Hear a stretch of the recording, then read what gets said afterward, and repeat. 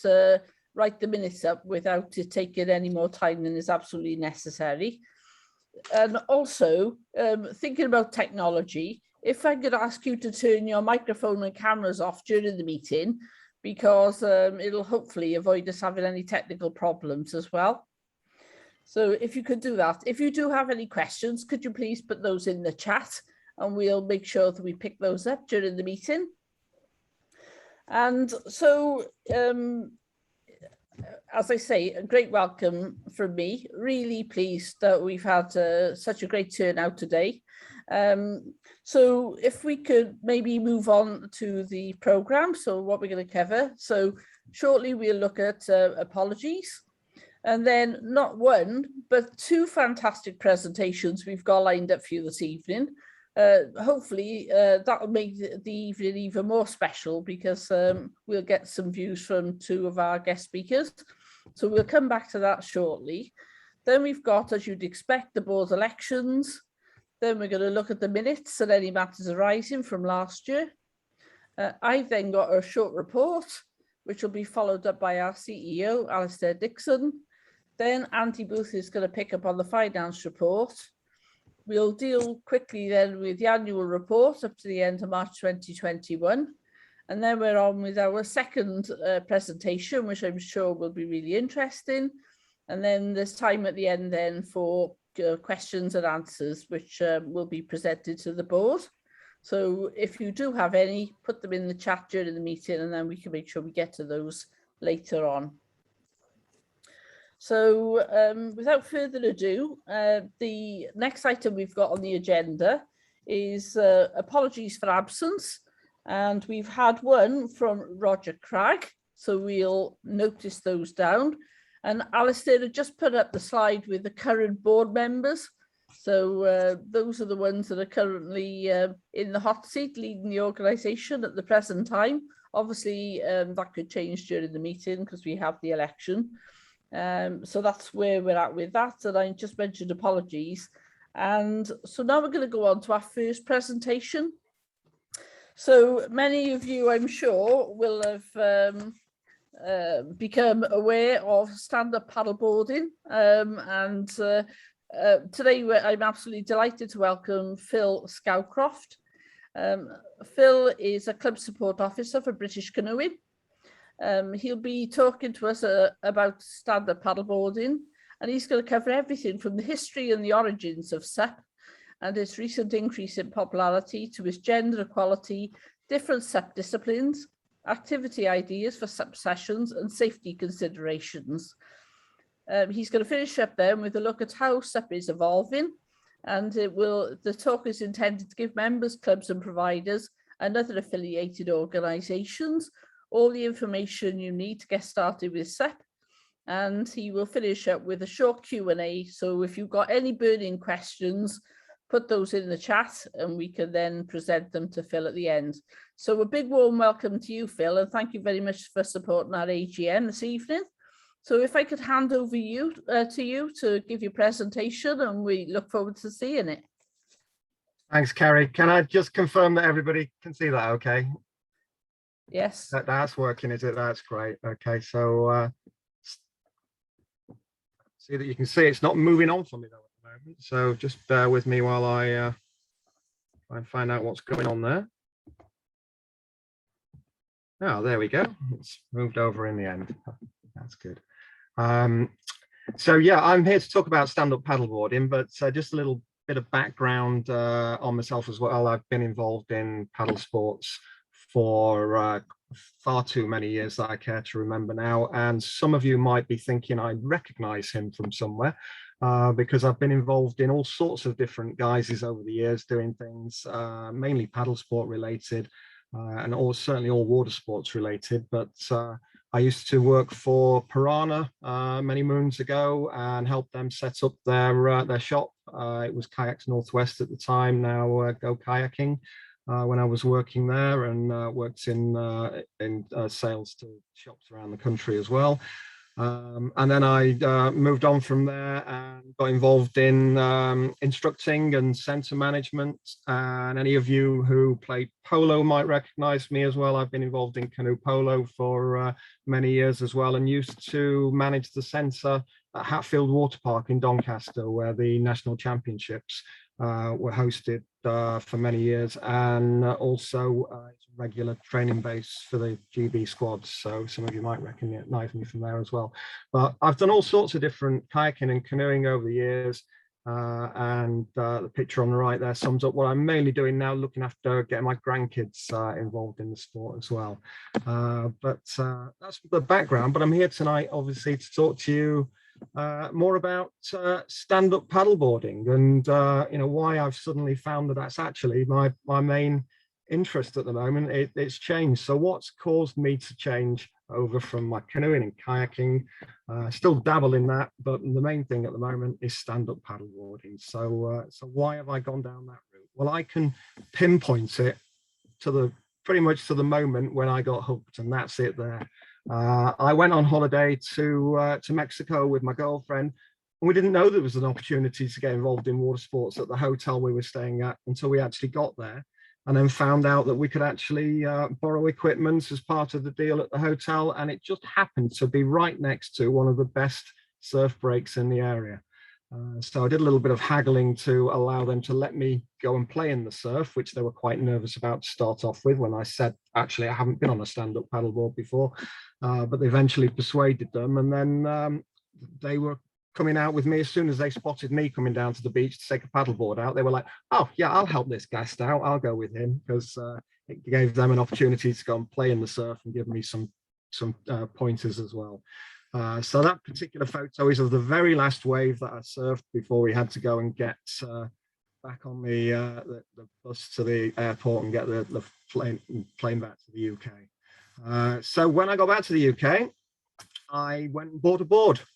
And I'm fortunate in that I've got a place next to the sea up in Northumberland. So I wanted to carry on surfing. So I saw this board on eBay and bought it. But I don't know if you can see on there my mistake. If you look at what's written on that board, it says 8'9" Pro on the description, and I would have been far better off buying something along the lines of say a 10'6" Muppet might have been the better description for the board that I could probably have done with. So it was far too advanced for me to start off with, but I persevered. But it was a very, very steep learning curve. And so most of the pictures of my early days of paddleboarding looked like that, carrying the board into the water, and then the rest of them didn't really warrant keeping, I'm afraid. It was just me falling off, swimming after the board. But I kept up with it and eventually did get to a degree of competence. So that's me on my local beach up in Northumberland a few years ago, gradually getting the hang of it. And then when we were deciding where we were going to go on holiday from there on, and it was, oh, well, where can I go stand up paddleboarding? And we worked out that we could actually take the board with us. So that's actually in Costa Rica, that one, in September 2016. Went there, and that was on the beach there. That was actually Playa Grande at Tamarindo, that one. And every year we were looking at where we could go. So then the next year we went to Mauritius. That's a fantastic place there. I had to say I have the camera with me on that one, quite away from the beach because that's on a reef break. But you can see crystal clear water there, and there was some great waves there as well. And then back to Mexico. We then really enjoyed it there, so we went back again. Different hotel this time, and slightly different beach. That's at Sayulita in 2018. And then we went a little bit closer to home. Following year, we went to Morocco, and that's at Tagazout there, and a couple of pictures in there. I wasn't sure which was scarier, actually, being at the bottom of the wave looking up, or the top of the wave looking down. It certainly gets the adrenaline pumping. But then everything kind of grinds to a halt. It's the same for everybody with the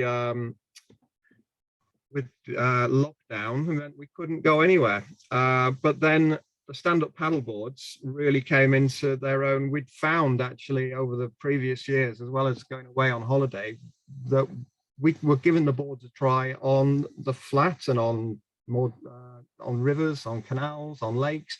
We're finding actually, yeah, we can see why we might want to do this. It's just so much easier, so much simpler just to take the board, put it on. If we want to go around an obstacle, just pick them up, carry them around, put them on again. Really easy, and it was something that kept me entertained and fit getting out in lockdown. It was interesting that every time I went out during lockdown, people were asking, how do I get involved in this? It's great. And it was nice for me to go and paddle on rivers that I'd been in on before, paddling my kayak or canoe, and actually get a completely different perspective, being able to stand up and see what was going on in the surrounding fields and that sort of thing.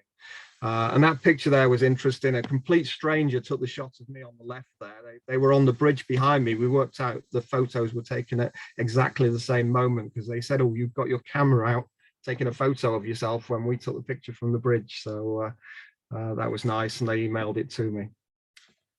And then just got back last couple of weeks. We went away.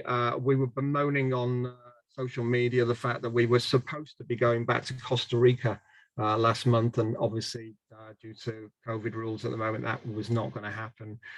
But then some friends said, Slovenia's on the green list, come to Slovenia. So we went and stayed with them for a week and had a fantastic time paddling on the lakes and the River Socha over there. If you've not been, I can definitely recommend Slovenia as a place to go, whatever craft you're paddling. So what about the history of Sup then? That was my journey. And when I looked into the history of Sup, I found that actually it's not too dissimilar to my own experience. So standing up on things and using a paddle has happened for millennia all over the world. There are people standing on things and paddling them, whether it's hollowed out logs, whether it's rafts, such as this one, whether it is some form of canoe. People have been standing up using paddles, sticks, spears, all sorts of things. So all sorts of places can lay claim to being the first place to introduce stand-up paddleboarding, but it only ever really took off in the sort of 50s and 60s in Hawaii, where the surf instructors there started taking paddles out with them and standing up on their longboards to actually help with them maneuvering around and being able to see what their students were doing in the surf. And then they found out that there were actually some advantages to being able to use a paddle. And you can actually pick the waves up a lot sooner, a lot earlier. And there's a good example there of one of my photos where you can see I'm up and riding that wave already, whereas the prone surfers around me, I'm having to weave my way through, are still paddling to try and pick up the wave. You can, because you've got your paddle in your hand, you can pick that wave up a lot earlier, and also it can help with giving you a little bit of momentum, steering if necessary on the wave.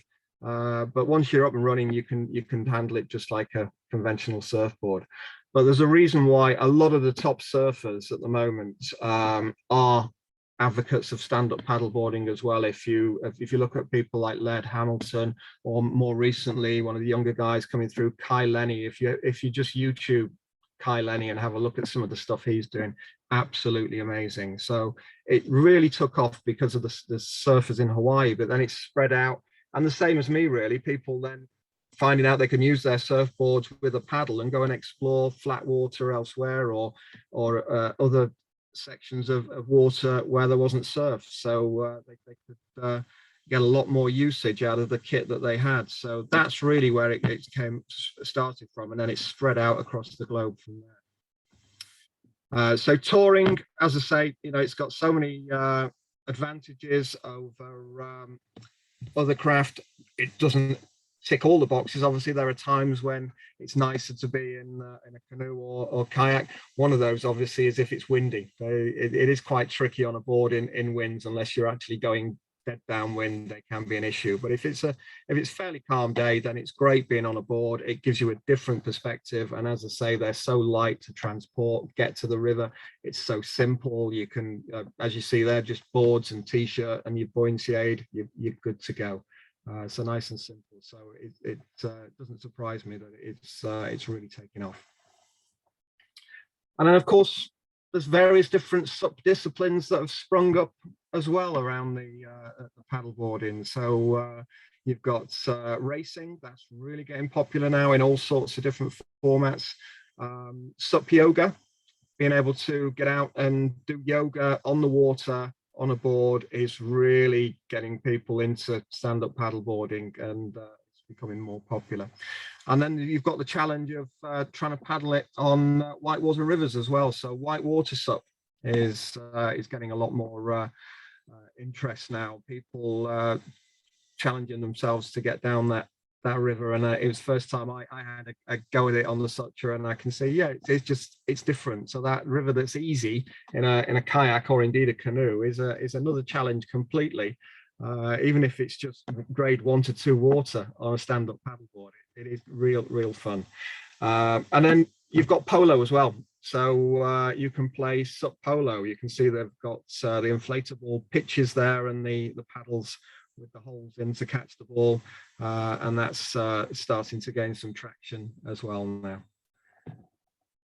So just a few stats that I've got from the guys in the office at British Canoeing for you. So they've pulled together some stats, and be very careful when you ask for stats from people who deal with data. They will give you all sorts of stuff. So I've tried to pick out some of the headlines. So we now are in the position where 43% of our members are saying that they sup, so alongside other forms of craft. So sup has now become the second main discipline in British canoeing, so it's just behind recreational paddling. And 20% of our members now say overall that sup is their main interest. And for new members, so those joining the organisation for the first time, 30% of them are saying that sup is their main interest.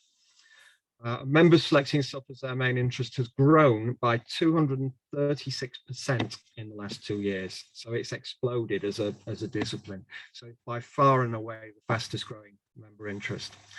And one of the interesting facts that's come out is that 51% of SUP paddlers are female.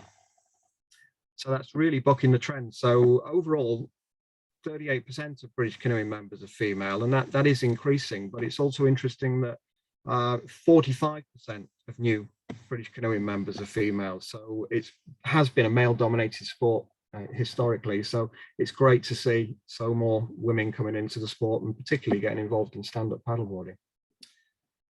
So why do women get involved in SUP then? Well, it'd be nice to think that it's all down to the hashtag She Paddles campaign that I know so many of you have been involved in already. But I don't think that's the whole story. I'd say it's good to see that we are reaping some rewards from that. But I think that there are other reasons as well. And the reasons that are attracting women are the same reasons as to why anybody would get involved in stand-up paddleboarding. So during my conversation with Alistair prior to putting this presentation together, Alistair had a list of things that somebody else had put together. So the ones in the grey scale there are the ones that these apply to everybody as to why people get involved in stand-up paddleboarding. So it's quick, it's easy to do, it's affordable, it's portable, boards are easy to store and transport, it's accessible to just about anybody. There are product innovations coming in all the time. So the way that the inflatable technologies come on these days is incredible. The boards, the inflatable boards are almost the same standard of performance as the hard boards now, and they're easy to look after, they're low maintenance. It's easy to get involved in stand-up paddleboarding. Lots of people are offering it. So you can buy boards in high street stores now, you know, places like Aldi and Lidl, and lots of different stores are selling boards. It's easy to hire without qualifications. You don't have to evidence that you're a particular standard to get involved with hire companies. And it's easy to find places to start and continue, whether that's clubs, centres, or hire companies. So it's easy to get into and learn. You don't need to know too much to actually get up and running. And as we've already covered a little bit, it's versatile. You can pretty much use the boards anywhere. And you don't need to join a club to do it. It's great if you do, and as there are lots of advantages to doing so, but it's not essential. So then I've had a chat with a number of women who I know are really into SUP. I said, well, you know, why have you got into it? What was the attraction for you? And these are some of the things that they've mentioned. They've said that, well, there were role models and coaches already in place. So female role models has helped to bring people in. And a lot of beginners and women find it looks safe. Whether it is any safer or not is immaterial. It's the fact that they can look at it and go, yeah, I can see, if I fall off that, I can get back on it. And I'm attached to it. It's not going to disappear. If I wear my buoyancy aid as well, I'm going to float and I can get back on. I can see that's safe. I'll give that a go. And you can do it how you want. So they've said, you know, the fact that you can stand on it, great, but you can also kneel on it, you can sit on it, you can lie on it, you can paddle it however you want. Nobody's telling you what you should and shouldn't do. And it's actually very dry. So it's surprising how once you get past that stage of, you know, you might fall in, you actually don't get wet when you're out on a SUP board. Unlike, say, you know, if you're in a kayak or a canoe, there's very often water sloshing around in the bottom. If you sat in a kayak, it's very rare to actually come off and find that you've not been sat in a puddle for most of the time. But on a SUP board, you actually do stay dry and the water drips off the paddle away from you rather than onto you. It's great for families. Everybody can get involved. Mum, dad, kids, even the dog. You can get out in the water on a SUP board.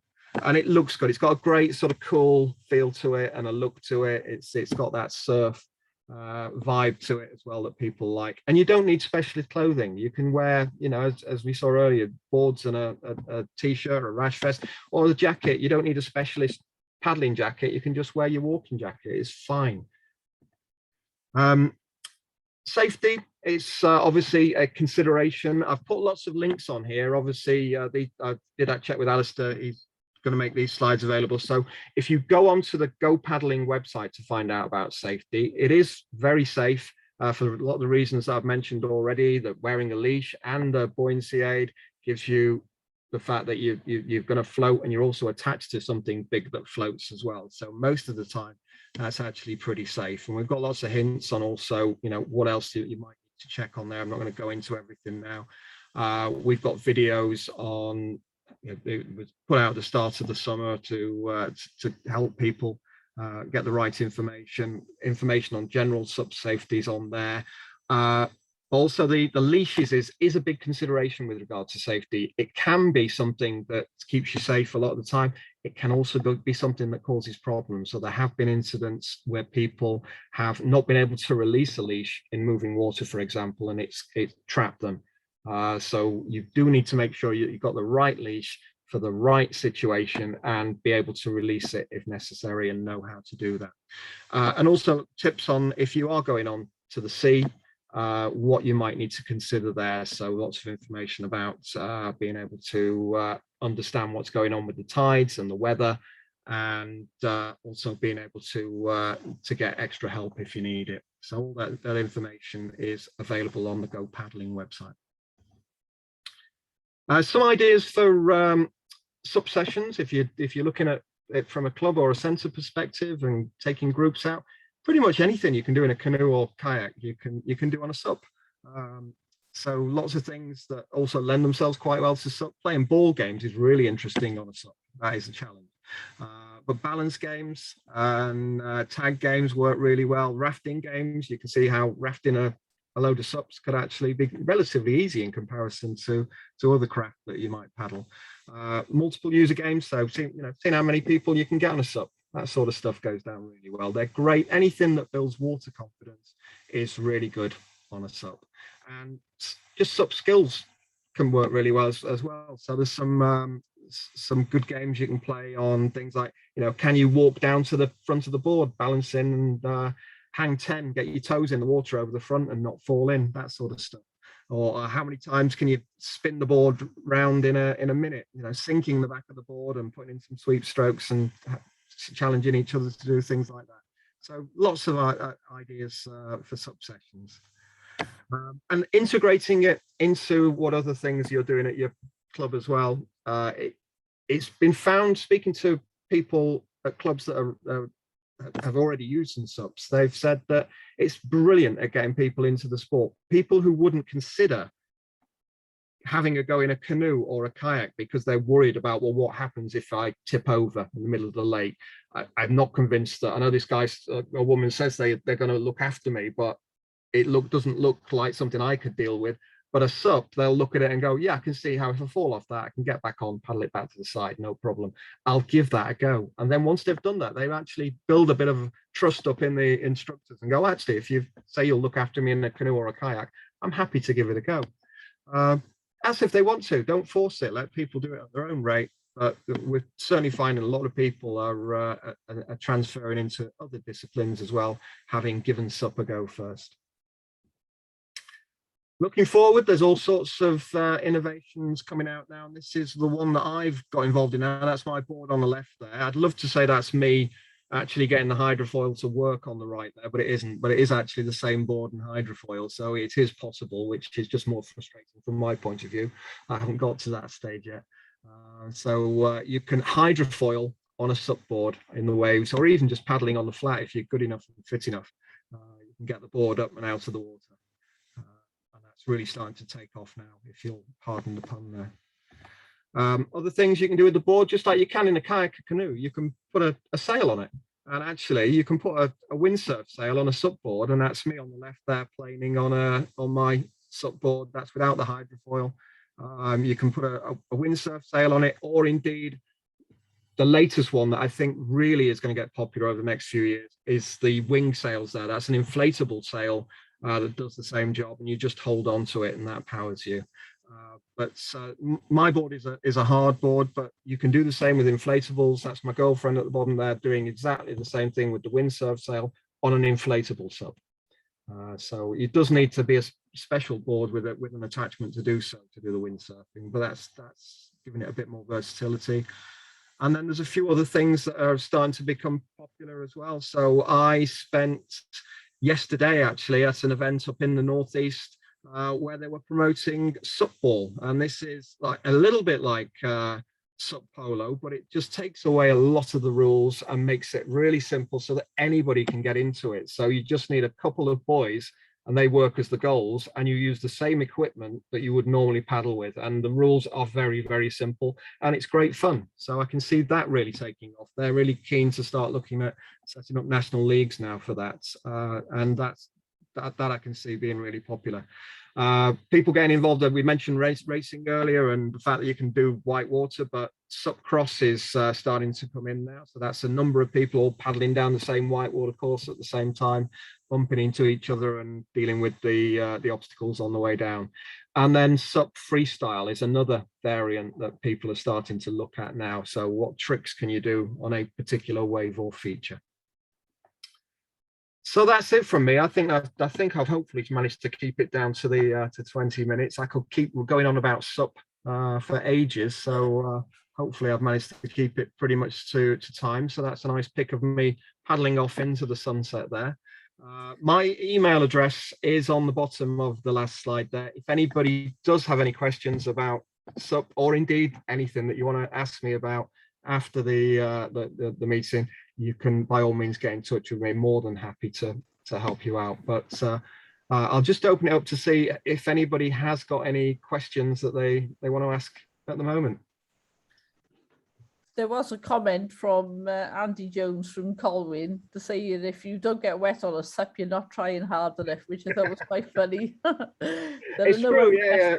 But there are times when it's nice just to, go get on the canal and think, actually, I don't want to fall in there. But I do want to have a nice paddle down the canal and, have a look at what's going on in the fields and keep an eye out for kingfishers and all that sort of stuff. So it's nice to stay dry occasionally.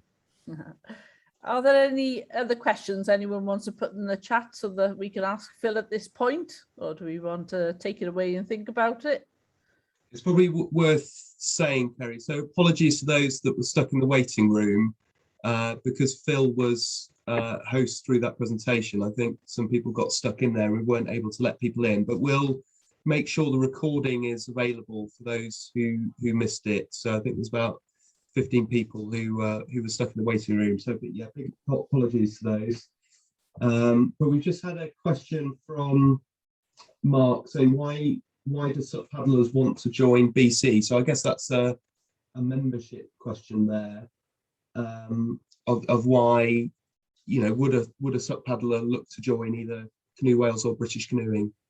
Yeah, a lot of it is to do with the license that we offer with British Canoeing, because a lot of the sup paddlers that are joining us are paddling on rivers and canals in England. And we do still get a lot of sup paddlers who are paddling on the coast as well, just coming on board because they are wanting to have the insurance that we offer, and also that they might then also, though, whilst they're spending most of the time on the sea, also they want to sometimes use the board or even another one of their craft on the lakes and rivers as well. So that seems to be the main ones, and obviously other advantages that we offer with discounts on various different retail outlets and things like that, and that it could be that you know, they're keen to support some of the campaigns that we're involved in as well, whether that's access or whether it's the environmental campaigns and cleanups that the clubs do as well. So there are lots of different reasons.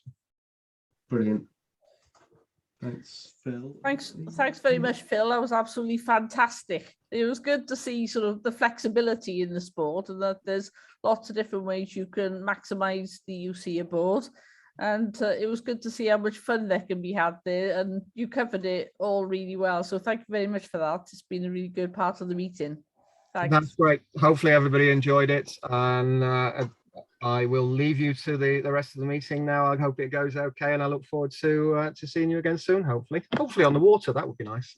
Yeah, wonderful. I'm going to hand over now to Alistair.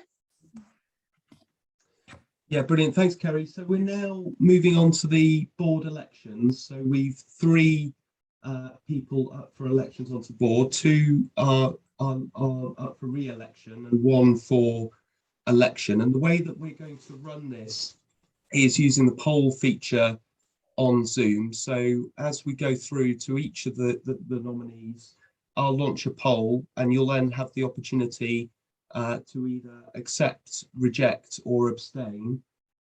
Just a reminder that it is only full members, so full on the water or on the bank members, that can vote. So if you're a club associate, I think there were 2 people that were booked on that were club associate. You know, please refrain from voting, but all others have the chance to vote. So the first person we've got up for re-election is Jethro Moore. I think Jet's on the call here with us, but yeah, hi, how's it going? Hi, Jet. No, would you like to just, you know, just very quickly in 2 minutes, just kind of give an overview of your statement? Yeah.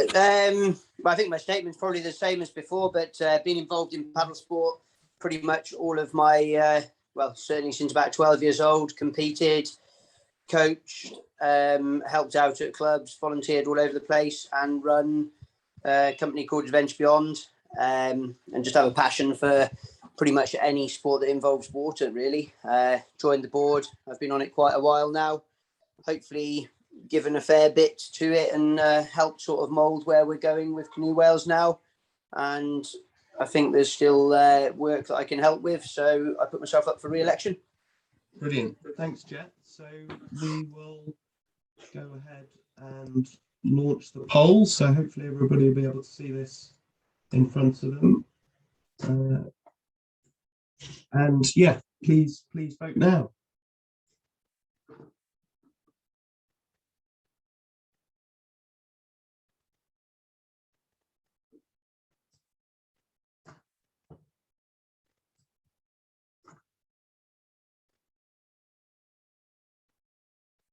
Okay, that's another, so we're about 85% there, so we'll just leave it for another minute, just to let those who haven't had the chance to vote.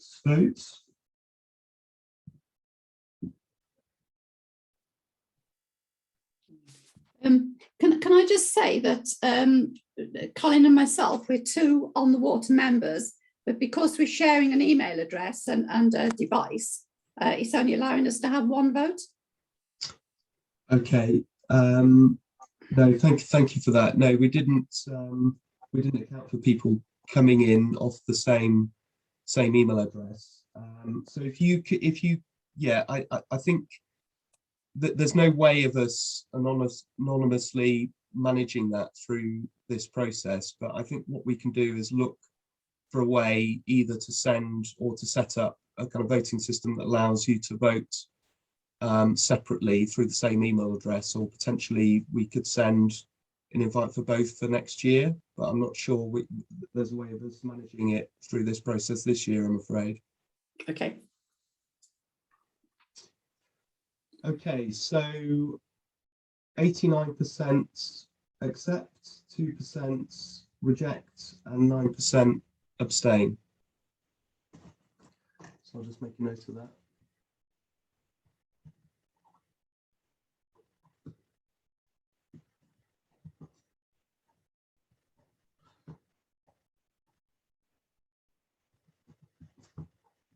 Brilliant. Thanks, everybody.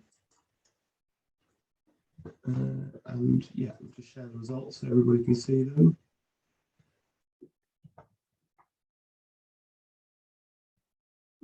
There we go. Fantastic. Congratulations, Jets. And we'll just move on to Lowry. So I think Lowry is actually competing this week. She's away at the Freestyle World Championship, so I'm not sure she's with us this evening, but Lowry is another person who's been on the board for the last 4 years and is going for re-election. She's been a very active member on the board, very active freestyle paddler and coach, based in Llangollen, and she's been very active in representing members' views and ensuring the board, you know, thinks wherever possible for the paddlers. So I will launch same again. So if you could just, once this pops up on your screen, vote again. Hopefully you can all see it. That's great. So we'll just leave it a couple of minutes just to get all the votes through.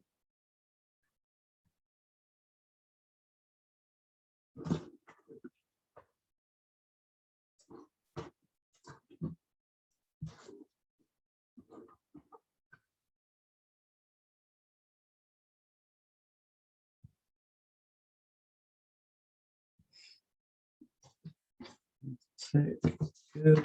Just leave it about 20 seconds.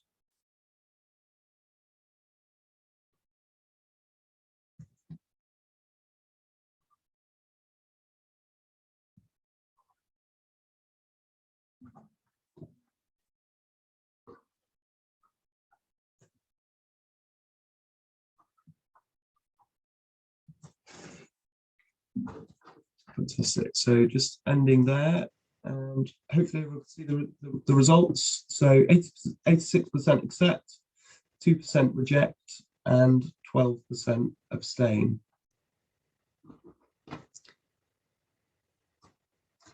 Brilliant, thank you. And on to Reese.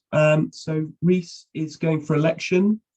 He hasn't been a board member previously, used to be a staff member here at Canoe Wales, but has been a very active paddler, based in South West Wales, done a huge amount of paddling all around the world, and is a very active coach, and runs his own business very close to Clonbissel. So same again, just going to launch the poll, bear with me, here we go.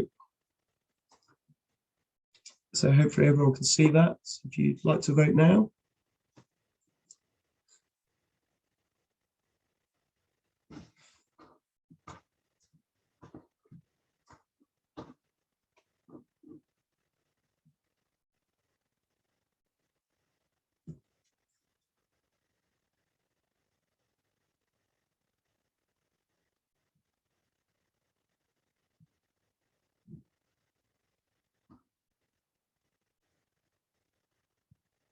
Brilliant, just another 20 seconds, any more votes?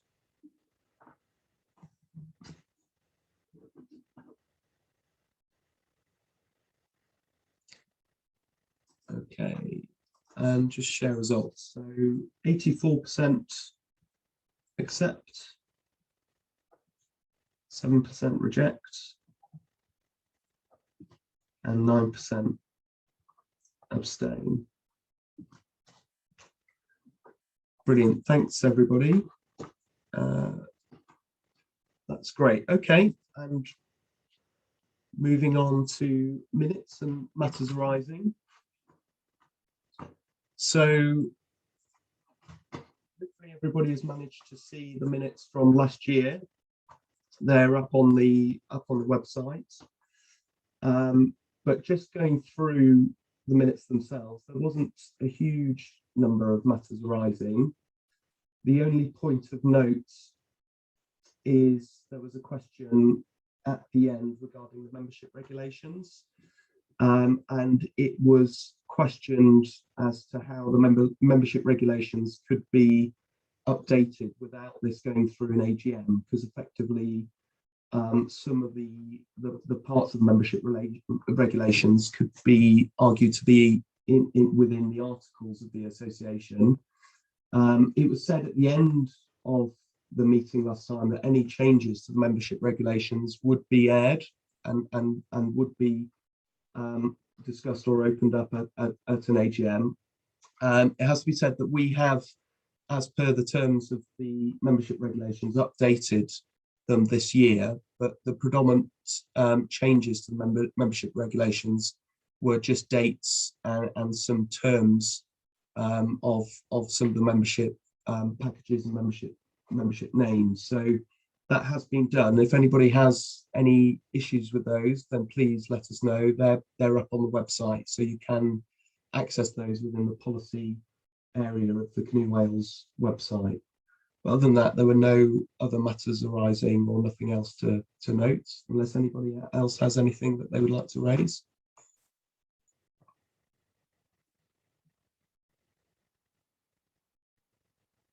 No? Okay. And we're on to the chair's report. Yeah, sure.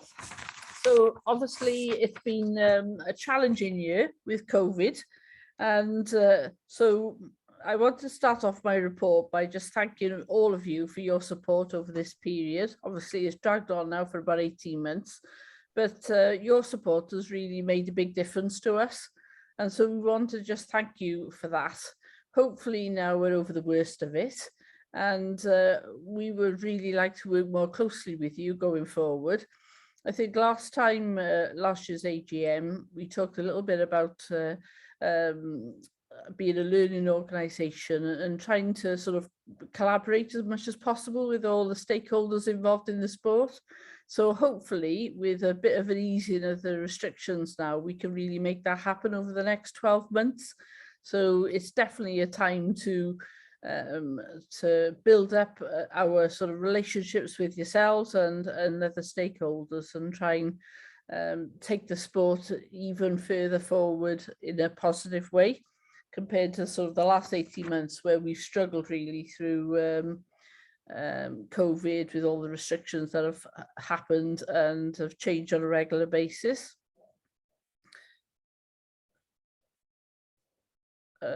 So there were a few things that I wanted to mention, which were sort of key activities during the year. As a sports governing body, we have a governance review with Sport Wales governance team, and we were absolutely delighted with the contents of that. In the report, there was something like about 12 comments that some of the way that we were managing the business was best practice. And we took a load of pride from that, really, because we want to make Canoe Wales the best it can be. So we started off with a really good platform just earlier on in the year. And one of my passions, really, I talked last year about collaboration, and I wanted to make sure that we had a subcommittee structure which involved as many people as possible, that sort of reflected our strategy. And we've pulled that off. We've recently gone through quite a broad review of our subcommittee structure, and we're really pleased with the outcome, because that's now in place. The meetings are starting to be held, and it's good to see some fresh people who are involved in those committees that are able to contribute new ideas and to help develop the sport. Another area obviously we had was the annual review of the board of directors. So we're seeing some changes there this evening, which is great to see more people step up to the plate and work with the existing board members, which is great. Also, I wanted to add in there on governance about the appointment of a chief exec. So obviously Alistair's joined us just towards the end of the year, but appointing a chief exec is a really big deal for any organisation.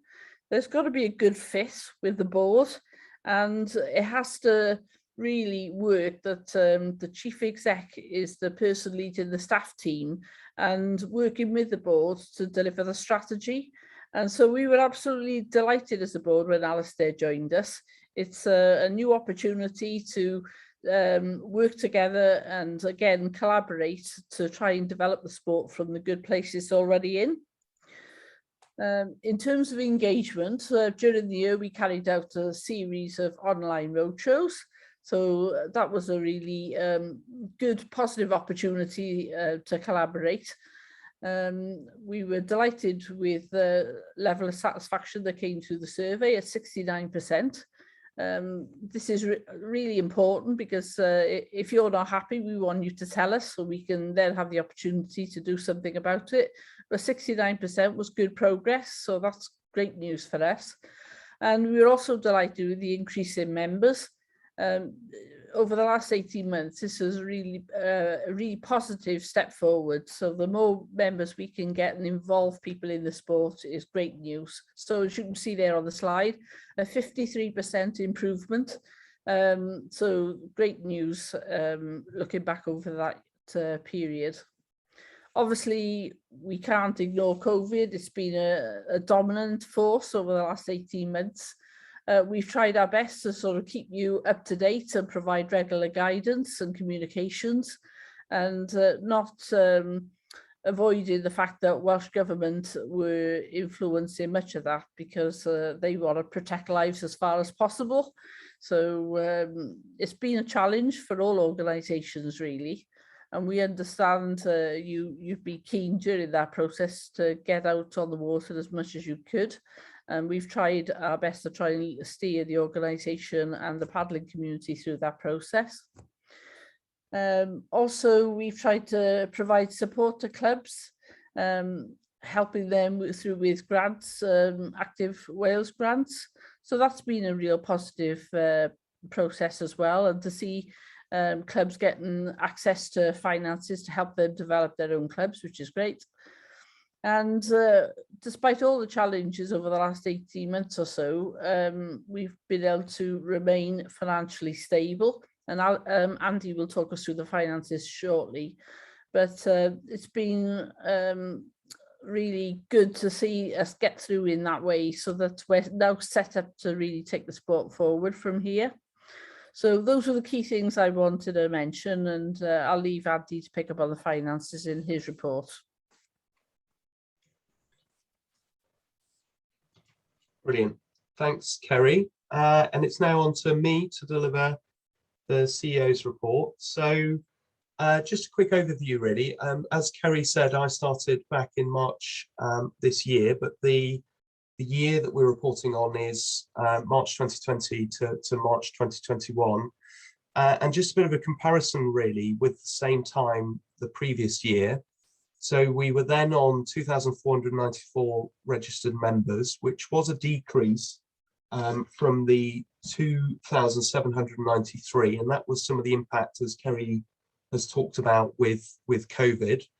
But on a more positive side, we were seeing an increasing and a more balanced gender, an increasing female representation within our membership. So that had climbed up from 29% female to 31%.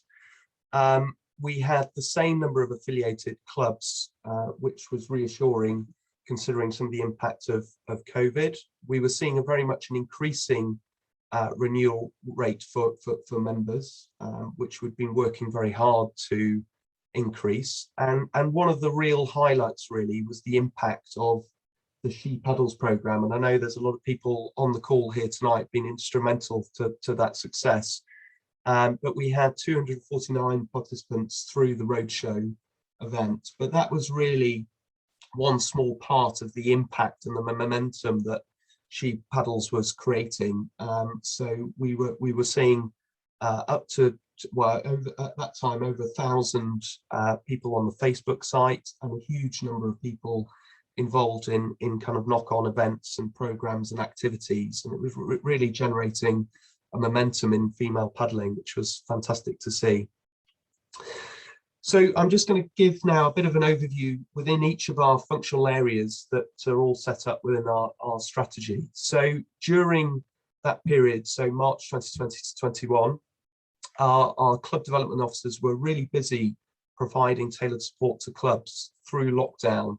And a lot of this was tailored or bringing opportunity to apply for grants that were helping clubs stay financially sustainable and in a positive place through COVID, but also understanding, you know, some of the changing nature of some of the restrictions and similar, as we were seeing all through kind of life through lockdown. So a lot of this kind of support was really instrumental through that period.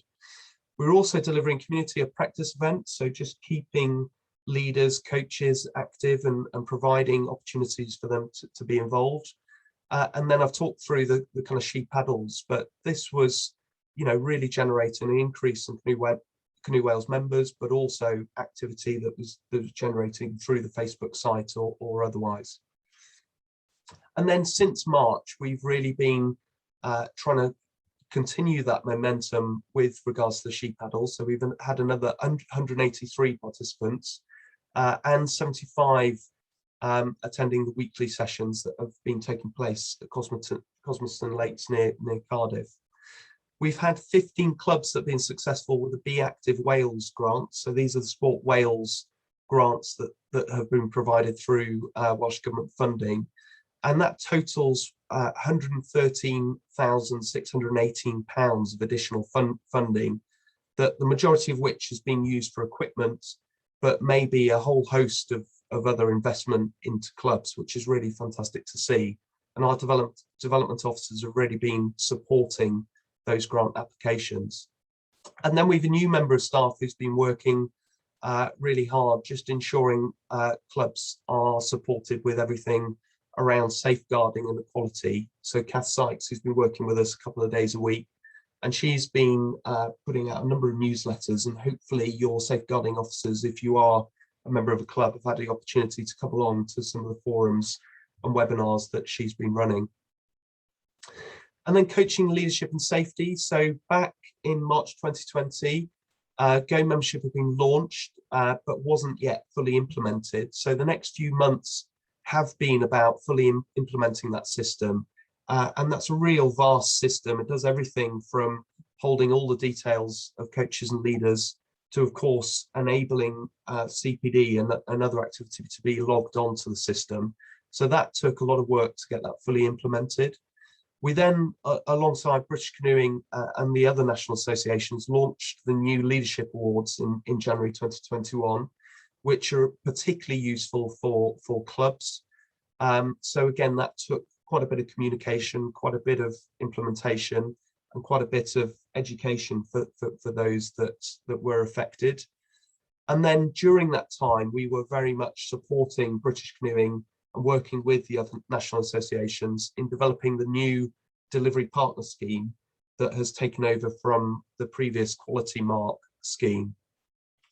And then since March, we've seen 17 providers sign up to that scheme in one of the three categories, be it gold, silver or bronze, and they're all benefiting particularly from the marketing and promotional benefits of the scheme. We've been supporting providers in particular to return to paddling, and again making sense of a lot of the government guidance and the changing nature of that guidance as we've emerged from lockdown. And that's been a hugely challenging time, you know, going from pretty much nothing to suddenly the tap fully turning on and a whole host of demand for all those courses. We're also seeing changes in delivery centre compliance. So we are a delivery centre to the British Canoeing awarding body, and we have to be compliant to the number of different, compliance obligations that come through from British Canoeing Awarding Body that also come through from the likes of Ofqual. So we've been working hard, particularly over the last couple of months, in meeting changes within that. And we've been planning a number of standardization events to ensure that our delivery network understand how the compliance is going to be changing. And then finally, the safety review. So as we've seen, and as Phil talked about, there's been a huge uplift in people coming to paddle sports, and that is having some strains, particularly around access, but also around safety. So we've been supporting British Canoeing with a review of safety, just really looking at how we can best communicate and promote safe activity, sometimes to paddlers that we've never had to reach before, people very new and not necessarily connected to the governing body. So that's creating some challenges for us that we're working through. Then places to paddle, so really kind of access environments. The big project is our disability pontoons. So during, again, the period from March 20 to 21, we were successful in a application for £106,000 of Welsh Government funding to put into place 5 accessible pontoons and washdown stations around Wales. So that was a huge project. But we've also, despite the impacts of lockdown, been working hard to again represent members and advocate for increased access around Wales. And our Places to Paddle manager, who's on the call, Phil Stone, has been working hard towards national access agreements with Welsh Government, but also developing relationships with a whole host of stakeholders, including Welsh Government, National Resources Wales, Dŵr Cymru, and some of the fishing associations like the Angling Trust, and also organisations like the Rivers Trust. And despite the changes within the Senedd and Welsh Government, we've been ensuring that we continue to represent members and putting forward proposals to Welsh Government regarding access challenges within Wales. And then since March, so we've installed 3 of the 5 disability pontoons, and they're being utilised not just for those with disabilities, but for a whole host of paddle sport, which is fantastic to see. We've just got a couple in North Wales to go. We've increased access around Wales, particularly a recent success around Swiss Valley, which is fantastic to see, but we have a number of other opportunities that we're working towards. But just really to kind of represent and to describe the work that Phil and others put in to this subject. So Phil represents members on 12 access forums and attends over 47 meetings a year on these different forums. So really, he is working hugely hard to ensure that Canoe Wales members are represented wherever possible, and that we gain as much access as we can do. It's not an easy job, but we're absolutely working hard at it. And then membership and communications. So this has probably been the most turbulent through COVID. As I described it, there's some of the stats at the start that inevitably membership was fairly hardly hit through COVID, and we saw quite a few of the kind of membership categories decrease through the COVID lockdown. Reassuringly, we've seen those grow, and actually some have hugely grown as we've come out of lockdown, which has been really great to see. But the area that we really focus on wherever possible is the member satisfaction. And our membership and communications officer, Jen Rigby, is working really hard to keep members updated through websites and communications.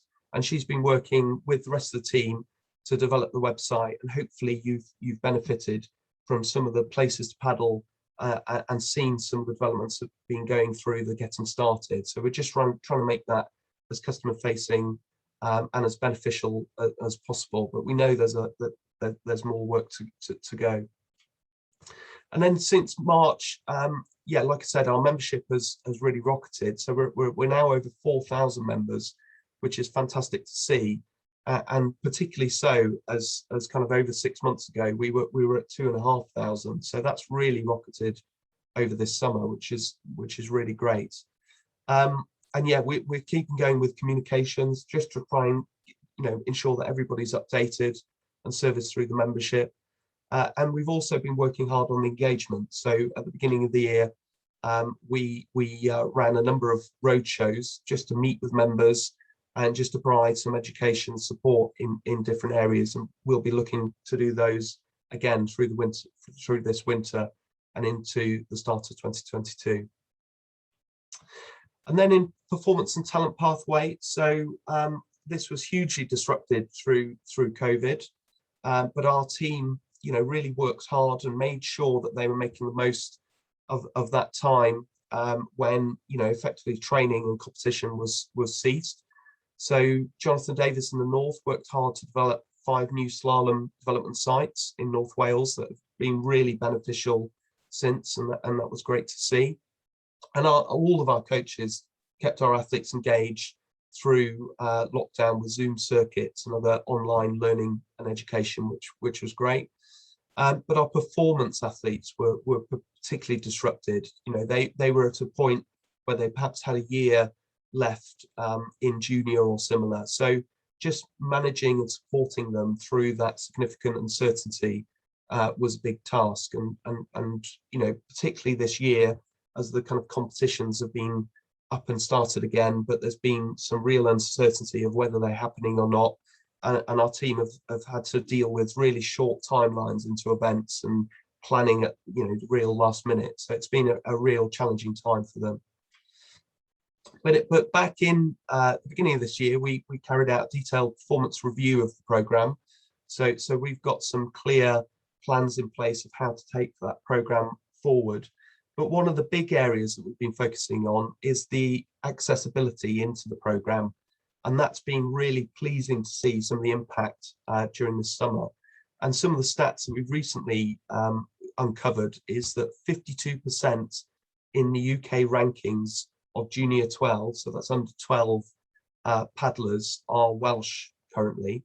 And when you think that actually only 5% of the population is Welsh, that's really great to see. And then 38% of the Division 3 to Div 2 in slalom promotions were Welsh paddlers. So again, that's been really reassuring and all showing great promise for the future. And then we had some good results in kind of selection series. So Megan Harmer Evans came second in the selection series and gained the first senior reserve spot. And Katrin Schroeder finished 4th junior at the junior under 23 selections in June. So she was first reserve going forward from that. Then governance, financial sustainability. So Kerry's already covered some of this, but we were pleased to see back in the early of the year that we received a green flag, as it were, from Sport Wales with our governance and our progress towards good governance. So that was good to see. And we've also moved forward with a new Sport Wales investment model that looks at different data and statistics than the previous one.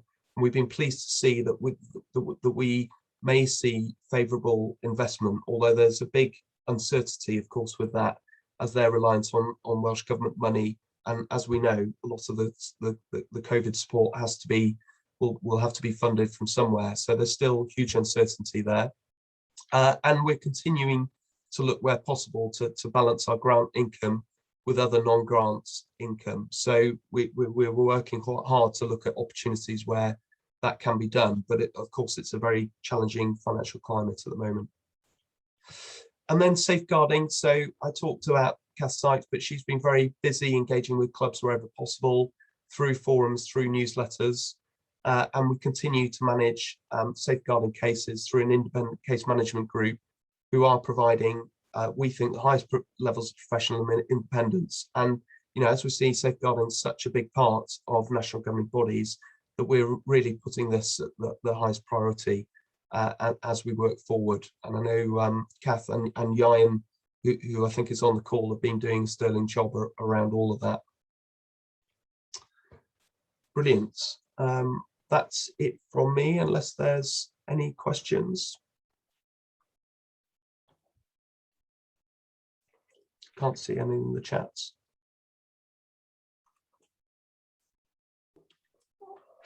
So Tavy has asked whether we are working on any highly publicised pollution problems on the River Wye and whether there is any progress there. So I haven't heard of the pollution problems, but I will hand over. I know Phil is on the call, who has been working hard on all of the River Wye access challenges. So Phil, can you tell us what you've been doing around, or if anything, around pollution problems on the River Wye? Good evening, everyone. Specifically on the problems on the Wye, no, we haven't been. But what we have done in the past is supported the likes of the Rivers Trust with some of the statements that they've put out. And we also support the Friends of the Upper Wye group, who are quite active in highlighting the pollution problems. And we do put these issues out on our Facebook and web pages from time to time. Brilliant, thanks Phil. Good, all right, if there's no other questions, I will hand over to Andy. Good evening, everybody. You'll note from this picture, this is the only picture where the paddler's got his back to us and he's paddling away as fast as he can. So I'll try and keep this fairly succinct. So this is for the financial year ending 31st of March. As I've said in previous years, one of our key goals is to build financial stability in both parts of the business. And this includes having sufficient reserves to see you through unexpected events. And we couldn't get much more unexpected than what happened last year. But without spoiling the rest of the presentation, I could say that we have survived on both parts of the business, but in very different ways. We've had a sort of rather, I'll call it bizarre, you may not think it that, but a rather bizarre situation where we've had quite a lot of additional funding from both Welsh Government and the lottery to help Canoe Wales survive through the COVID crisis. But at a time where we found it very difficult to actually carry out any activities that result in expenditure. So we have ended up what looks like a fairly level position in terms of turnover. But in fact, we've been allowed by Sport Wales to carry over £60,000 of additional funding into the current year. We have also carried over about £68,000 worth of additional fund, well, of the accessibility pontoon funding into the current year. And both those reasons really are due to the fact that we just couldn't carry out the activities with the COVID restrictions in place up till March. And we were liaising with local councils, etc., for the accessibility pontoons, and they were also affected by, COVID lockdowns. And in addition, we were unable to push the funding across from Canoe Wales Sales and Services that we would normally do in a normal year. So we're sort of £60,000 short of the funding we would normally receive. So although funding looks flat, it is actually means we have managed to carry over about £110,000 of funding into the current year to try and catch up on some of those activities that we weren't able to do. So the P&L, as you can see there, for Canoe Wales, after carrying over the amounts I just said, the administrative expenses would be very similar to a prior year. We did invest in quite a large amount of boats and other equipment that we hope to be able to use for various projects through this year. So we were able to, if you like, stock up on some of the craft that we have. But we ended the year with £37,000 of profit before tax. I shouldn't say profit, in fact, it's surplus in this case. Less than £8,000 anticipated tax bill means we're topping up the reserves in Canoe Wales by £29,000 as that year in the 31st of March. And I'll just, if you push the next slide through, this gives you an indication of really where the differences in the income have come from. So you can see that National Lottery has given us additional funding this year, as has the Exchequer. We got a bit additional £45,000 from Lottery and about £23,000 from Sport Wales. But you can also see quite a big change in terms of the pontoon grant that came in this year. Alistair mentioned £106,000. So part of that was spent in the year ended March 21, and the rest will be spent during this year. You can see there also the Welsh Government recovery funding shown. So quite a big difference in the way the funding came in, and the majority of that will be a one-off. So probably when we get to the following year, we'll probably be better comparing ourselves to 2019, but we'll come to that. In terms of how we spent the money, next slide, please. You can see the big difference here is the expenditure on the pontoon special projects, where in prior years that was only 3% of our total expenditure, but this year it's been 13%. Because of the way the COVID affected our ability to be able to spend money on performance talent pathway, workforce and coaching, both those areas of expenditure are reduced on the prior year. And this is really because we just weren't able to spend the money on these activities. Sport Wales, as part of their COVID measures, did break down the glass walls they would normally put against the funding. Normally, when we receive funding, we have to spend it on the activities that the funding is targeted at. But for the 1 year only, that restriction was removed. So we did have some flexibility to be able to spend money in other areas. And we've tried to do that. But as I've said already, it's been difficult to spend the money in some of these areas just due to COVID. I mean, everything's COVID this year, really, in terms of the finances. If you move on, Alistair. So in terms of our balance sheet, looking pretty healthy in terms of Canoe Wales. We've, with the additional surplus from this year, we now got £128,000 in capital and reserves in Canoe Wales. The overall capital and reserves is reduced from 234,000 to 192. That's a combination of CW Sales and Services and Canoe Wales, and I'll cover why that is very shortly.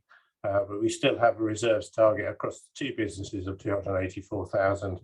So we did see a depletion last year, but we will be hoping to build that back over the next few years to continue towards the target. We were pretty close to it beforehand, but it does mean that Canoe Wales in itself is in a pretty healthy position at the moment with £123,000 of reserves. If you move on. So in terms of Canoe Wales Sales and Services, very much the other side of the picture. As one would expect with a highly seasonal business and with the lockdown that happened pretty much halfway through March, we pretty much had no activity at all up until July. We were able to run a very short season where we opened for paddlers mid-July, we opened for rafters early August, just about got to the end of August, and then unfortunately there was very little water releases during September, and then the new lockdown came along. So you can see turnover in CW Sales and Services was only 127,000 last year against 645,000 the year before. We have got a business model that allows us to flex quite considerably, but it still means that, you know, the lack of turnover drops down to the bottom line.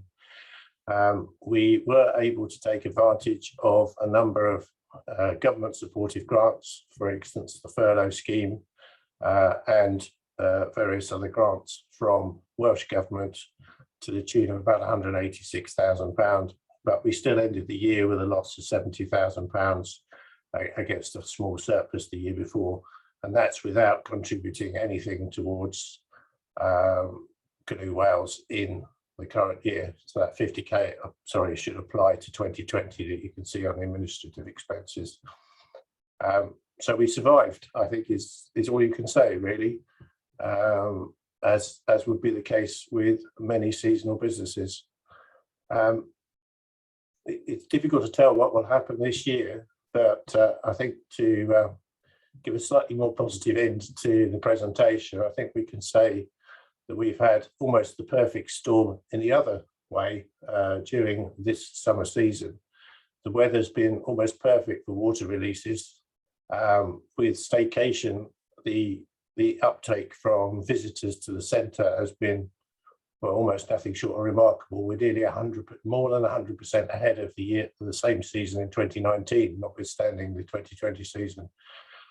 So I'd be pretty confident that that loss that we had to suffer in that year, if you just move on. Yeah, sorry, Alistair, you're already on it. You can see we've taken the depletion in terms of the reserves within CW Sales and Services down to 68,000 with that loss. I would be reasonably confident we'll be able to rebuild that during this year to put us back into a similar position, if not slightly better than the end of 2020. We still really don't know where COVID's going to go, but I think, you know, we're now finding that it's something we're probably going to have to live with. We would expect, you know, potentially some restrictions during the winter, but the good news for sales and services is that we've had a very strong summer, and that's really what makes a difference in this particular business. So I think we can take it forward from there. So if you go to the last slide, Alistair, just a reminder of April 2021, that's what it looked like at the Whitewater Centre. We had snow, it was cold, we had no idea what the season was going to look like. We were geared up for a modest season, and in fact it's been quite stunning in terms of the amount of visitors we've had. So we build reserves to make sure that we're ready for the unexpected event. We had an unexpected event, we had sufficient reserves to cover it. So I think, you know, we could be reasonably confident that when we do this presentation next year, we'll be still looking in a pretty healthy position. That's it. Thank you very much. So I'd just like to propose two motions, really. One is to accept the accounts as presented. The abbreviated accounts will be published on the website from tomorrow, and a report along the lines of what I've just said will be made available. So I have the motion to accept the accounts as presented, and a second motion, as we're required to do, to reappoint Exec Audit Services as our auditors. The accounts I've just presented have been audited by them, and we have retained them for the last 3 or 4 years, so we've got a good working relationship with them. So if you can handle the voting bit, Alistair. Yeah, that'd be great. So have we got anybody that would like to come forward as the proposer to accept the accounts in March 2021? Happy to propose it. Is that Jet? Brilliant. Yeah. Thanks, Jet. Anybody like to come forward as seconder? Yeah, Colin. Yeah. Was it yes, David? Sorry, who was that? Colin Eads. Colin Eads. Thanks, Colin.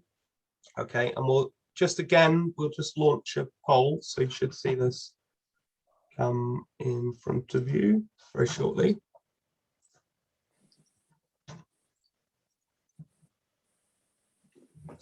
So yeah, please vote now.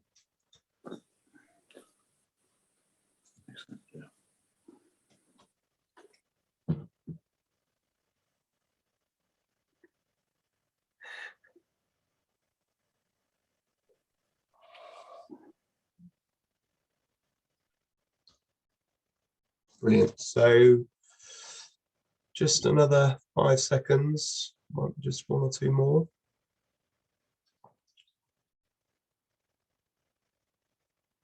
Okay, and just share results. So as you can see, 94% accept, 6% abstain. Brilliant, thank you very much. So the next one is the motion to reappoint Exec Audit Services for 2021-22. So do we have a proposer? Yeah, I'm happy to propose that one. And I'll second it, Alistair. Brilliant, thanks, David.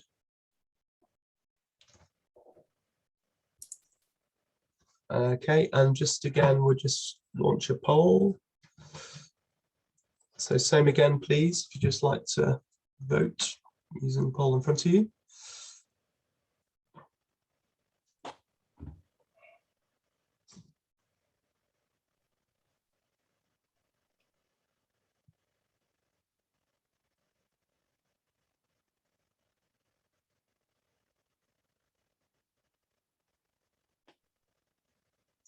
Just another 5 seconds.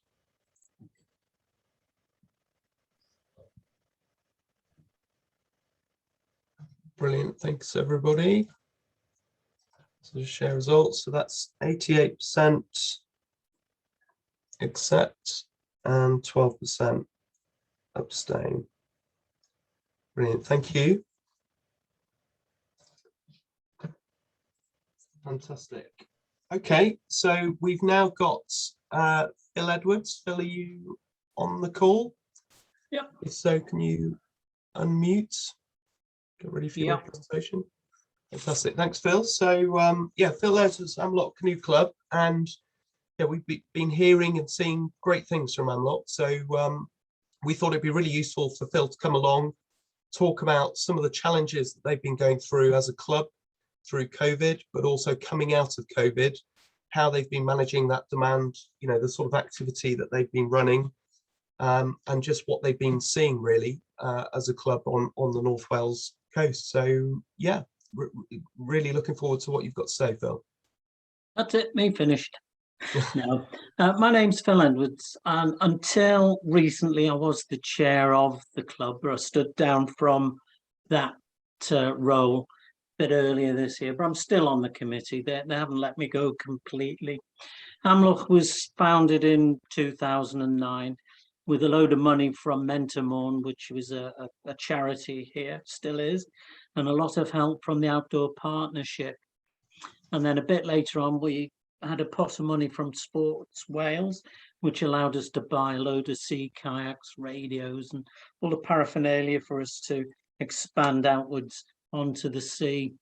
We've got a pretty diverse membership, from a lady who's, I won't tell you her age, but she's approaching the end of her 70s, and she paddles with us on a regular basis. And then we've got people all the way down to families and their kids. And we've increased our membership, particularly this year. And I know that the staycation that we've had to put up with through COVID has had a big impact.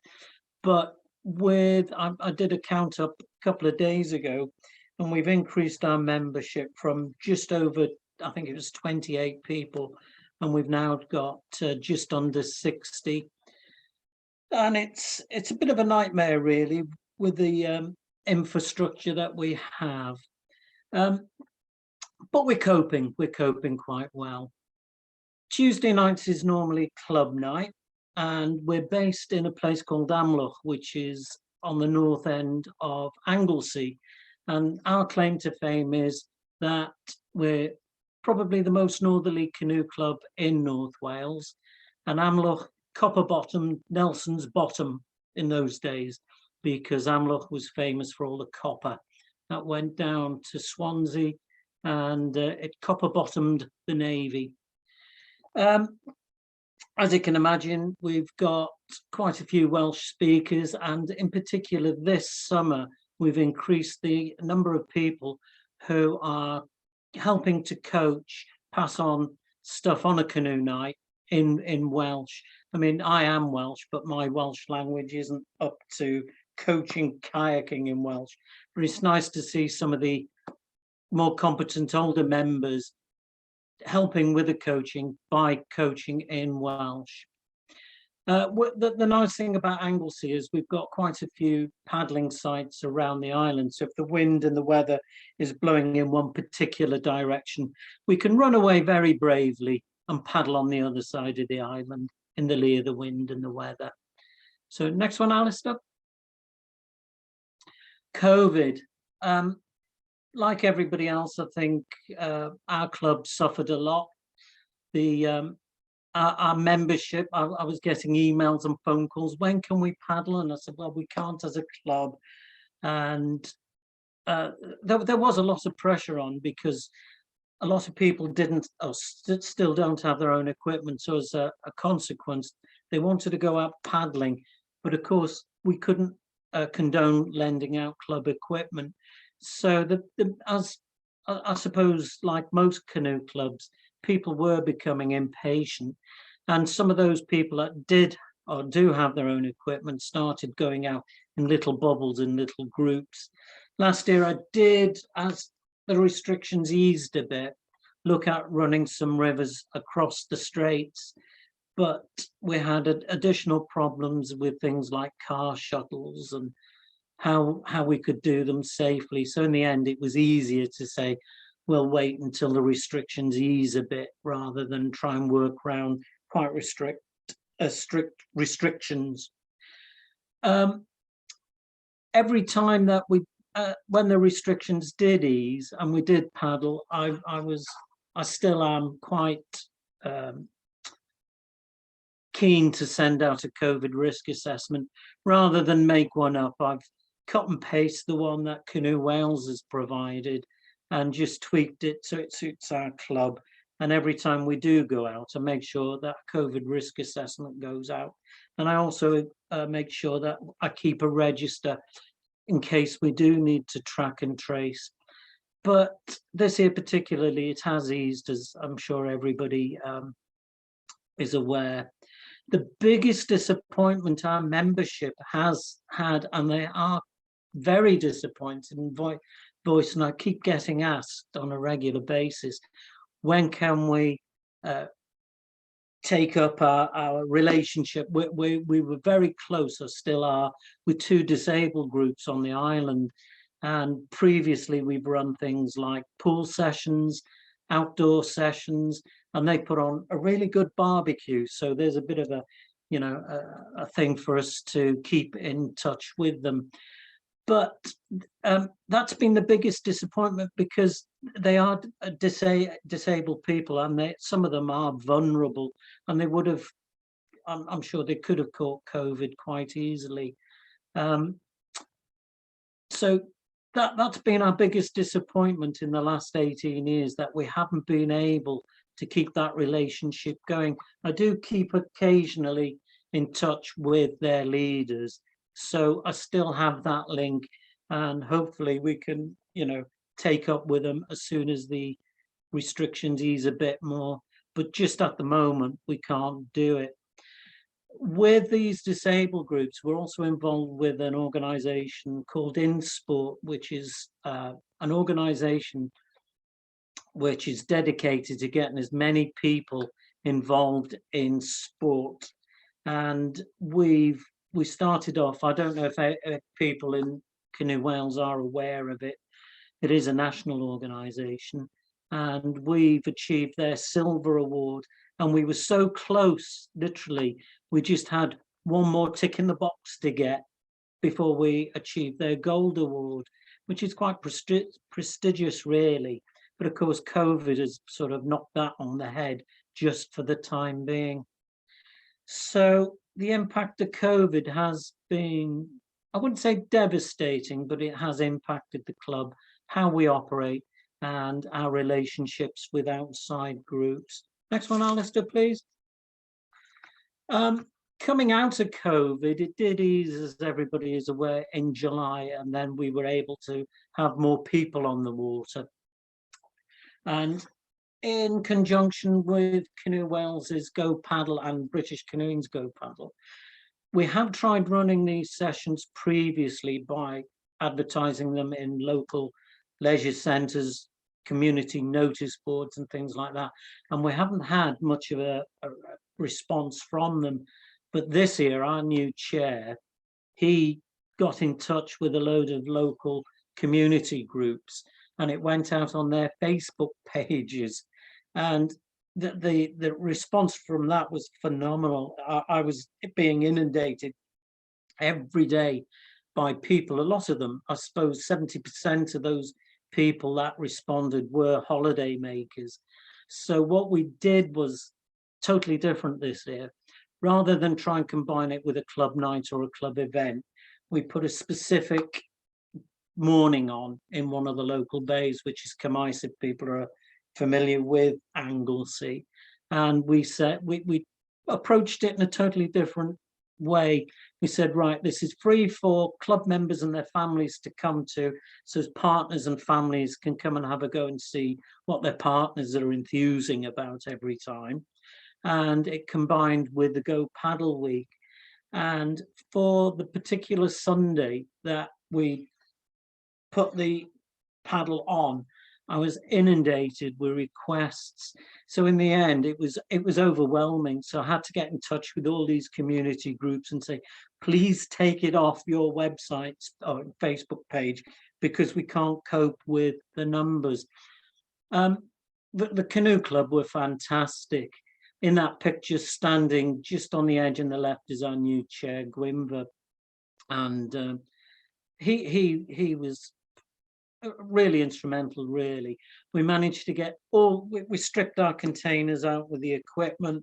We got all the club members, or not certainly 90% of the club members, to come down and help. People brought their own equipment because we knew we were going to be short, and stand-up paddleboard, sit-ons, the opens and everything else. And it was a fantastic morning. It was a logistical nightmare because of COVID. In the end, we had, as I say, we had to restrict the numbers attending because we were still trying to work with the COVID restrictions, and there was still social distancing restrictions in place. So that presented its own problems. And of course, with kit, we had, I suppose I'm admitting to something really, there was no way of disinfecting it, obviously, but the fact that we were on the sea and people were getting wet, and being as bleach is made from seawater indirectly anyway, you know, we thought, well, we've got to apply a certain amount of common sense here, and it worked quite well. We did manage to keep an element of distancing. We had a couple of people who were booking people in, kitting them off, so any touching was really buttoned down and restricted to a minimum, and then people were getting on the water. The biggest challenge we had was trying to get enough people, because people wanted to go paddling off into the distance. And from that bay, it's 52 miles to the Isle of Man, and we didn't want that. I don't think Canoe Wales would have been very happy if we'd lost people out in the Irish Channel there, in the Irish Sea. But we coped, and it was a really successful morning. We did consider trying to put another one on at the end of July because it had been such a success. But I wouldn't say the upside of it was we increased our membership by almost double because of that go paddling session. And we thought, if we have another one, there is absolutely no way could we cope with such a, you know, a membership increase again, and the limited equipment and the limited amount of competent paddlers we would have to look after them. So we decided against another free session like that. So that particular go paddling session was the biggest success we've had as a club since we've tried to put them on. It was really successful. And like I say, I'm repeating myself now, it did generate almost twice our membership, current membership at that time. Next one, Alistair, please. This is my favourite picture of that day. I haven't got a clue who they are. I did on the day. These were a family that turned up as a result of the Facebook that one of the community groups put on there. And I think the smiles on their faces speaks volumes. You know, I mean, they came up to me afterwards and they were asking me, I forget where they were from, they were over the border. So I pointed them in the direction of British canoeing. And I can't remember exactly where they were from, but I know that there was a local club to them. So they were really keen to carry on as a family.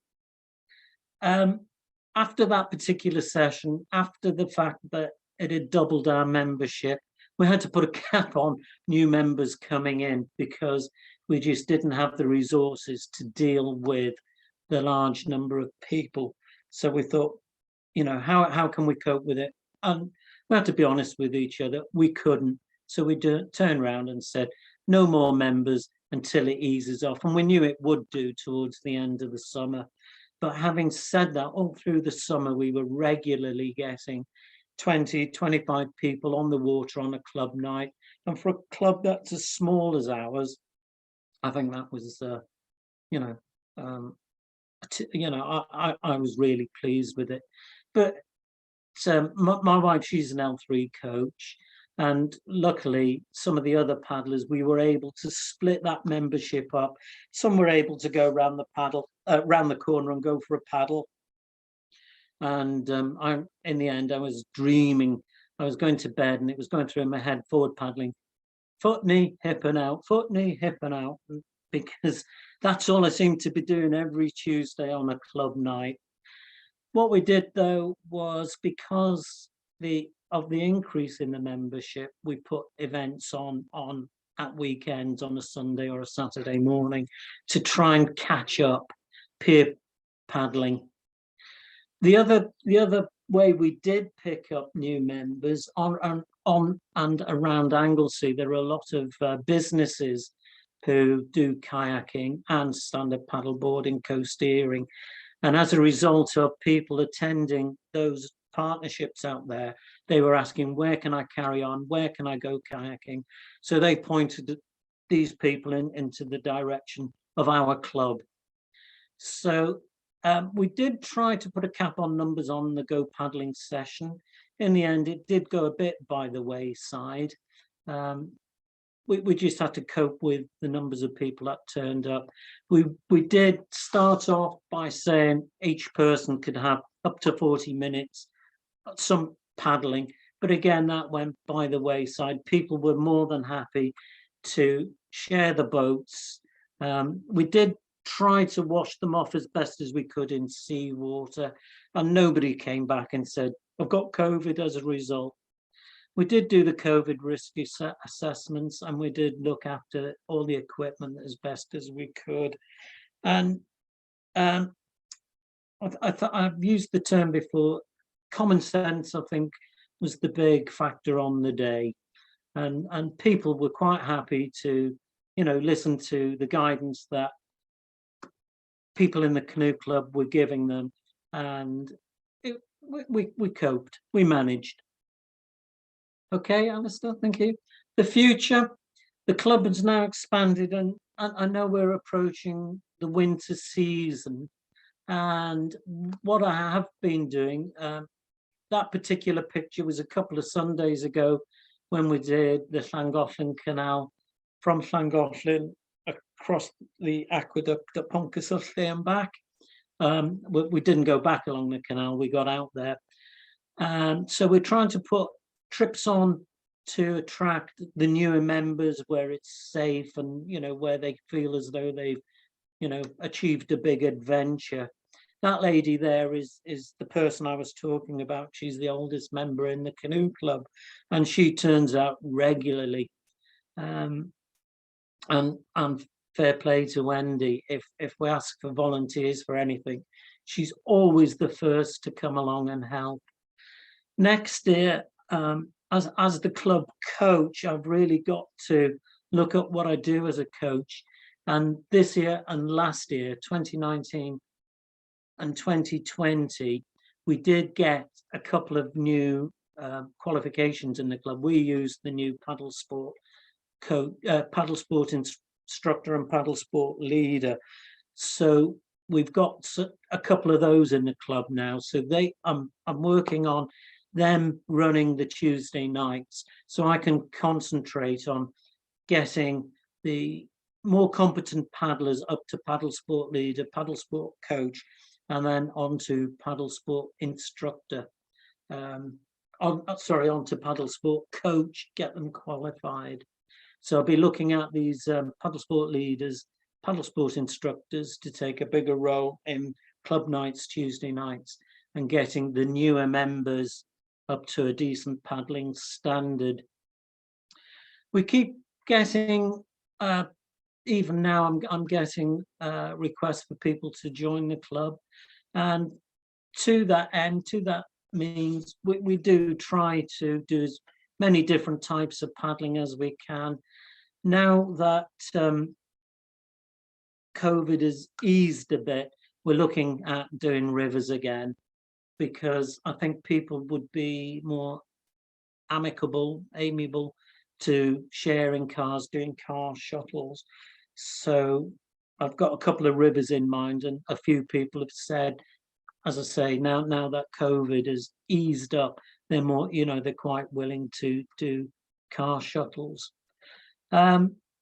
If anybody's interested in our club, we do have a very active Facebook page, and I must admit, Canoe Wales has been I think they've been exceptionally good in the last 18 months with regular updates on COVID, and they've not contradicted people like Sports Wales and some of the other sporting organisations. Canoe Wales has been at the forefront. I think they've been sending updates out early. They're precise, they're concise, they're easy to understand. Even the risk assessment was straightforward. And as an ex-fire service officer, I was in fire safety. I used to inspect risk assessments, and some of them you needed an ology, a degree to understand them. But Canoe Wales have been very, very good. And the other people I'd like to mention are people like the Outdoor Partnership that we are heavily involved with. We've become one of their model clubs. And if there's a new club setting up, not just kayaking or canoeing, whatever, any club, they use us as one of their model clubs. So that's us, really. That's Amlwch Canoe Club.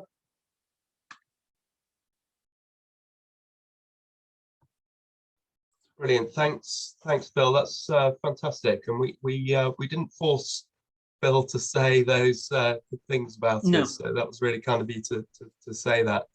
But is there any questions for Phil at all before we move on to the next section? Oh, good. No questions. No, good. Yeah, brilliant. Now I'm sure everybody's just digesting that, but no, it's really, really interesting to see, because we see things from our perspective, particularly through COVID, but it's good to see, from another aspect and from another partner. So that was really, really good. Thanks, Phil. Good. Okay, so we're now moving on. So the next thing we'd like to talk through is really the launch of the 2021 awards. So as you know, for the last few years, we've been running the Canoe Wales Awards, and this year is no different. The only difference is we're launching slightly later than has been the case in the past, just because we had such a slow start to the season. We just thought, and everybody's so busy even still, we thought we'd give a bit more time for people to have a think about who they would like to nominate for awards. We've also had a review of the awards themselves and come up with a new category, which is the one at the bottom of the list there, the environmental champion. But as of today, you'll be able to go onto the Canoe Wales, and the web address is there at the bottom, and nominate somebody for those awards. And you've got till the 21st of November to nominate somebody. And they are fantastic. We really see the impact they make on the organization or on the person that wins those awards. So please take time to have a think of somebody and have a look through the categories and think of if that matches somebody that and we'd really like to see lots of nominations. We'll be assembling a panel as before, and then we'll probably have a kind of online award ceremony due to through the beginning of December to get those awards out. But please absolutely spread the word and really promote those where possible. So just before we get onto the Q&A for the board, sorry, my mistake. I should have asked for a proposer and a seconder for the minutes of last year's meeting. So just before we do that, a bit of admin, could we have please a proposer for the minutes of last year? Yeah, I'll do that. I was at the online AGM. Brilliant. Thanks. I'll second that, Alistair. Brilliant. Thanks very much. Thank you. Who was that? Sorry, that was Ben. That's correct. Yeah, fantastic. Thanks, Ben. Brilliant. Okay, so we're now on to Q&A with the board. So we've got the majority of the board here. Is there any questions for any of the board members or any of the staff members or anything Canoe Wales related?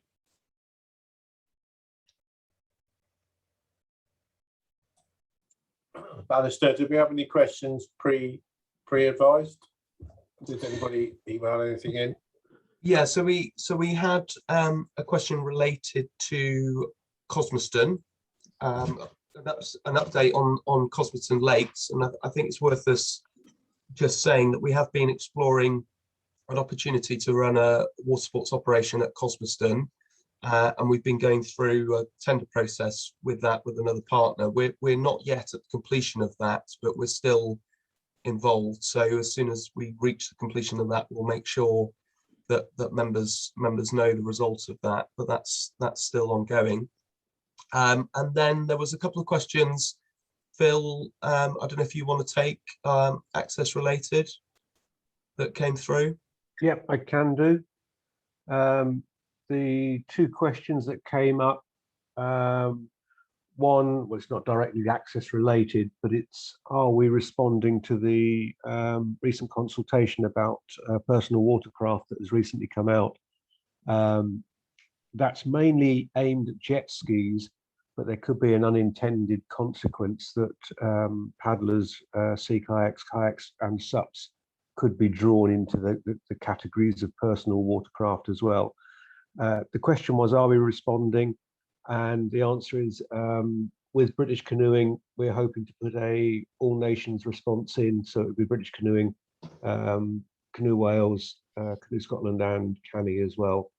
And there is one of our Waterways and Environment Committee members, Alistair. He's quite keen on this subject, so I will be calling on him very shortly, I believe, to help us out with that as well. Yeah, yes, I put the question in, didn't I? Yes, yeah, yes, I thought it must have been you, Alistair. My concern was making sure that we were liaising with British Canoeing, so we got a unified response to the government. Yeah, I'll contact you later in the week about it anyway, Alistair. Okay, thank you. And the second question was a particular access issue on a particular river up the Carnarvon direction. Sorry, I've forgotten the name of the river now. And it was the question was, could we liaise with the landowner there, try and look at some improvement or support on the bank? The landowner, it seems, might be willing to allow people to use the river and use the bank there, but it sounds like it may be unstable. It's something we're going to have to look at and consider what we can do there, but we will certainly see what we can do. That was the only two questions that I had related to my area of work. Thanks, Phil. There is another question just come in, but I'll just give you a quick break for a second. But there's another question here. When will more paddle trails be put on the website? And I know Vicky Barlow works with us with the magazine, the Covered magazine, has been working hard on these trails. And I know, just looking to Jen, and I know we're very close to putting those up on the website. I don't know if Jen Rigby is with us. I think we're almost there, aren't we, Jen? Yeah, we've got a couple more to release shortly, so stay tuned. We should hopefully be releasing those in the next 10 days. Brilliant, thanks, Jen. Fantastic. So they'll be up very soon. But yeah, thanks to the team for working on those, because I know they're really useful. And then a slightly different access question here, Phil, on swimming pools. So a number of clubs are having issues with access to swimming pools, with pools closed for long periods. They're doing best to regenerate income now they're reopening, but at the expense of what they see as more niche activities. Is there support that Canoe Wales can or would provide in influencing national or local operators? But I guess that's the case. We, have a close relationship with Swim Wales, so we absolutely can, on the back of this, work with Swim Wales. But I'm not sure if there's anything specific that you've been working on, Phil. No, there's not, I'm afraid. I'd not considered the sort of influencing of local pools or operators. Maybe that's something we can talk about again, Alistair, yeah, in the near future. Yeah, no, absolutely. I think we can pick that up and Yeah. speak to Swim Wales and see if there's anything that we can do. And then, yeah, and so just a point come in from Marketing Outdoor Partnership. So yeah, absolutely, just making a point that they've now expanded to cover the whole of Wales with 4 new outdoor activity development officers, who are here on the call. So yeah, absolutely, we're working in partnership with them just to support clubs and activity more generally across Wales. So thanks, Mark, and really great to see you guys here with us on the call. Any other questions at all? Or anything else? Brilliant. Okay, well, I will just hand back to Kerry to close the meeting, if you would, Kerry. Fabulous. Well, thanks very much, everyone, for coming along. Obviously, the 2 presentations were really special, and thanks very much for all those involved in pulling those together and presenting them this evening. And we look forward to seeing you all soon, and hopefully keep this close collaboration going so that we can all learn together and take the sport on to new peaks. So thanks very much, and look forward to meeting you all soon. Brilliant. Thanks, everybody.